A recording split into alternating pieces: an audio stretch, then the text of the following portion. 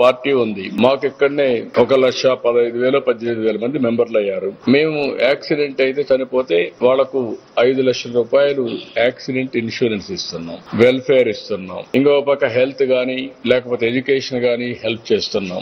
అలాంటివన్నీ పార్టీ చూస్తాం. గవర్నమెంట్ లో ఏవైతే వస్తాయో గ్రీవెన్స్ అన్ని గానీ, ఫైనాన్షియల్ అసిస్టెన్స్ గానీ, రేమ్ రిలీఫ్ గానీ ఇవన్నీ గవర్నమెంట్ లో చూస్తాం. ఎవరికైనా నేను వ్యక్తిగతంగా హెల్ప్ చేయాలి, పార్టీకి బాగా పనిచేశారు అనుకున్నప్పుడు నేను వాళ్ళకి ఆర్థిక సహాయం చేయాలన్నా ఇంకోటి చేయాలన్నా అవి ప్రత్యేకంగా నేను చేస్తాను యాజ్ ఎమ్మెల్యే. ఇవన్నీ కూడా క్రోడీకరించుకుని చేయడం కోసం జననాయకుడు పోర్టల్ తీసుకొచ్చాం. టెక్నాలజీ అనేది చాలా ఎఫెక్టివ్ గా ఉంటుంది.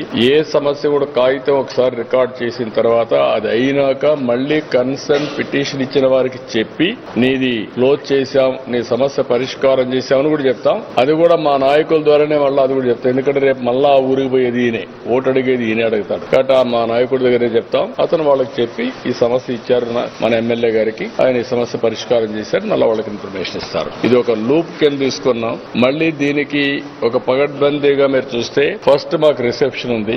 ఇక్కడికి వచ్చినప్పుడు ఎంగేజ్మెంట్ కౌంటర్స్ ఒక 5 పెట్టుకున్నాం. ఇంకొక పక్కన ఎంగేజ్మెంట్ ప్రాసెస్ టీమ్ ఒకటి ఉంటుంది, ఎప్పటికప్పుడు అనలైజ్ చేసుకుని దీనికి ఒక మేనేజర్ ని పెట్టాం. ఒక 5 మంది ఇవన్నీ ఏ విధంగా జరిగాయో మళ్ళా పబ్లిక్ ఒపీనియన్ తెప్పించుకోవడానికి కొంతమందిని ఒక టీం పెట్టుకున్నాం. త్రూ IVRS గానీ డైరెక్ట్ గా ఫోన్ చేయడం గానీ ఇవన్నీ చేసి మళ్ళా ఇన్ఫర్మేషన్ తెప్పించుకుంటాం.